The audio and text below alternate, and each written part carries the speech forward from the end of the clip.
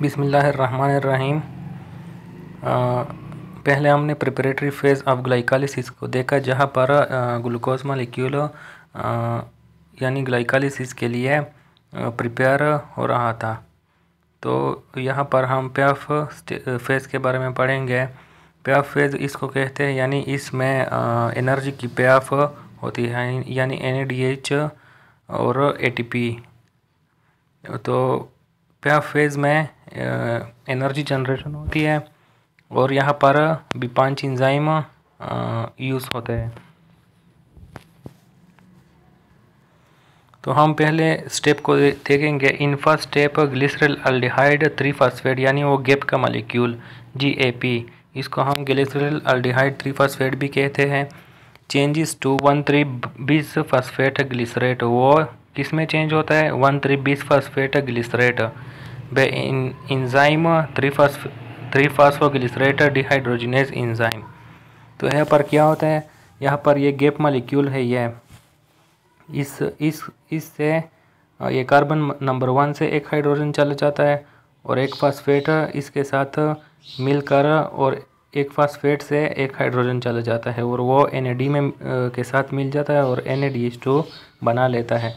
तो यहाँ पर एक NADH2 हासिल हो जाता है और इस कार्बन नंबर 1 के साथ एक फॉस्फेट मिल जाता है। तो इससे 1,3-बाईफॉस्फेट ग्लिसरेट बन जाता है। यानी 1,3 का क्या मतलब है कि कार्बन नंबर 1 पर भी फॉस्फेट आ गया और गैप मॉलिक्यूल का जो अपना फॉस्फेट था, जो प्रिपरेटरी फेज में गैप मॉलिक्यूल बना था, तो उसके साथ 3 कार्बन पर भी फॉस्फेट मॉलिक्यूल था। तो इसको हम 1,3-बाईफॉस्फोग्लिसरेट भी कहते हैं। और इस प्रोसेस में जो एंजाइम इस्तेमाल होता है उसको हम 3-फॉस्फोग्लिसरेट डिहाइड्रोजिनेज एंजाइम कहते हैं।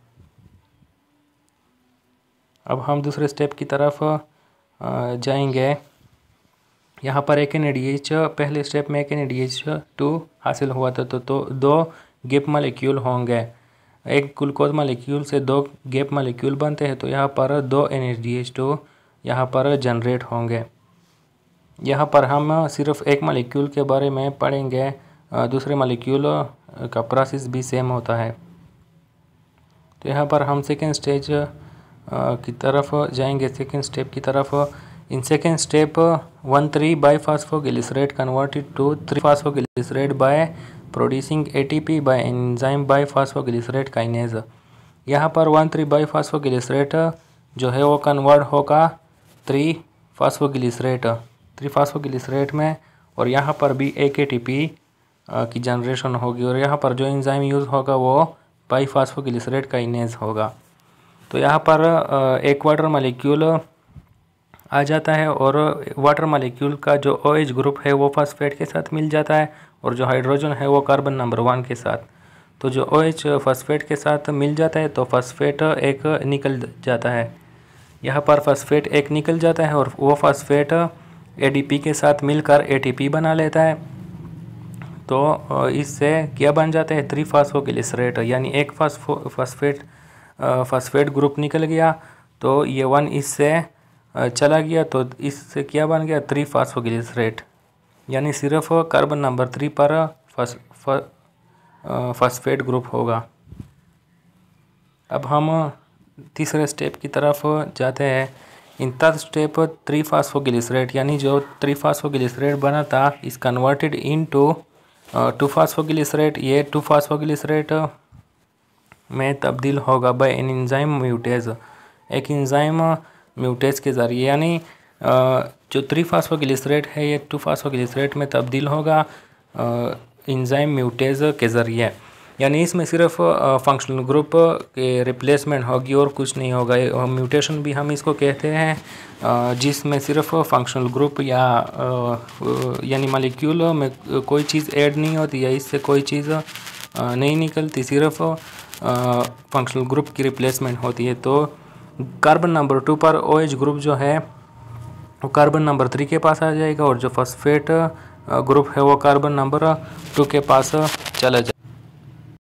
अच्छा, जब OH ग्रुप ये कार्बन नंबर 2 के पास चला जाता है और फॉस्फेट ग्रुप या कार्बन नंबर 3 के पास आ जाता है, तो इससे 2 फास्फोग्लिसरेट बन जाता है, यानी जो फास्फेट ग्रुप अब है वो कार्बन नंबर 2 के साथ है, तो इसको हम इसलिए 2 फास्फोग्लिसरेट कहते हैं। और इसमें जो एंजाइम यूज़ हुआ था उसको हम म्यूटेज कहते हैं। अब फोर्थ स्टेप की तरफ जाते हैं। In fourth step 2 phosphoglycerate is converted into high energy compound phosphoenol pyruvate by enzyme enolase. यहाँ पर फोर्थ स्टेप में 2 फास्फोग्लिसरेट जो है वो कन्वर्ट होगा फास्फोइनोल पाइरुवेट यानी पेप में वो तब्दील होगा। और ये कैसे तब्दील होगा कि कार्बन नंबर 3 के साथ जो OH ग्रुप है वो और कार्बन नंबर 2 के साथ H ग्रुप इस ये रिमूव होकर के वाटर बना लेंगे, और जो मॉलिक्यूल बच जाते हैं वो उसको हम पेप यानी फास्फोइनोल पाइरुवेट कहते हैं। अब हम फिफ्थ स्टेप की तरफ जाते हैं, जो लास्ट स्टेप है।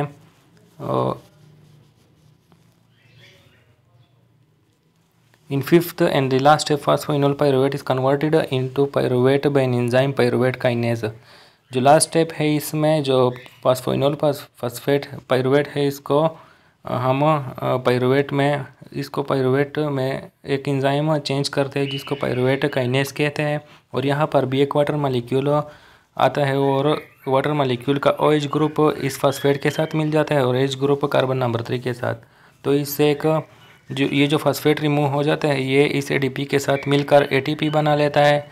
और पाइरुवेट मॉलिक्यूल अगर एरोबिक कंडीशंस है तो वो इलेक्ट्रॉन क्रेब्स साइकिल में जाएगा और उसके बाद इलेक्ट्रॉन ट्रांसपोर्ट चेन होगा, और ये एनारोबिक कंडीशन में होता है। और जब ये एरोबिक कंडीशन में होता है, और जब एनारोबिक कंडीशन होता है तो उसमें जो पाइरुवेट मॉलिक्यूल है उससे लैक्टिक एसिड बनेगा। और लैक्टिक एसिड कैसे बनेगा, जो 2 NADH मॉलिक्यूल बने थे ग्लाइकोलाइसिस में वो यहाँ पर यूज़ होंगे।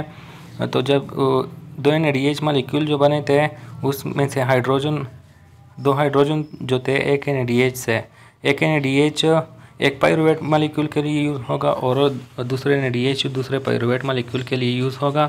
और इस NADH से एक हाइड्रोजन ये कार्बन नंबर 3 के पास जाएगा और दूसरा हाइड्रोजन भी कार्बन नंबर 3 के पास जाएगा, और ये कीटोनिक ग्रुप चेंज हो जाएगा और ये लैक्टिक एसिड का मॉलिक्यूल यहाँ पर बन जाएगा। तब हम ATP के ओवरव्यू को देखते हैं। यानी एरोबिक ग्लाइकोलाइसिस में जो ATP गेन होते हैं उसमें 6 ATP NADH से आते हैं और 4 ATP ऐसे ही जनरेट होते हैं, तो टोटल 10 ATP जनरेट होते हैं। इसमें से 2 ATP जो है वो ग्लाइकोलाइसिस यानी प्रिपरेटरी फेज में यूज़ हो जाते हैं, और 2 ATP जब माइटोकॉन्ड्रिया में पाइरुवेट इन होता है तो वहाँ पर 2 ATP यूज़ होते हैं। पर हम इसको भी नेट गेन में लेते हैं, तो यहाँ पर 6 या 8 ATP यहाँ पर नेट गेन में आ जाते हैं। और एनारोबिक ग्लाइकोलाइसिस में जो ATP गेन होते हैं वो तो 10 ATP गेन होते हैं, क्योंकि 2 NADH गेन होते हैं और 2 ATP गेन होते हैं। 4 ATP गेन होते हैं, 2 PEF यानी PEF फेज़ में गेन होते हैं और 2 ATP वह प्रिपरेटरी फेज़ में यूज़ होकर net gain of ATP 2 ATP net gain होता है। और 2 NADH जो है वो जब पाइरुवेट लैक्टिक एसिड में तब्दील होगा तो 2 NADH2 वहाँ पर यूज़ हो जाएंगे। तो यहाँ पर जो नेट गेन ऑफ ATP होगा वो 2 ATP होगा एनारोबिक कंडीशंस में। ओके, इसके बाद हम क्रेब्स साइकिल को देखेंगे। तो क्रेब्स साइकिल में जब पाइरुवेट मॉलिक्यूल आ जाएगा तो यहाँ पर NADH मॉलिक्यूल बनेंगे और ATP बनेंगे और FADH2 मॉलिक्यूल बनेंगे।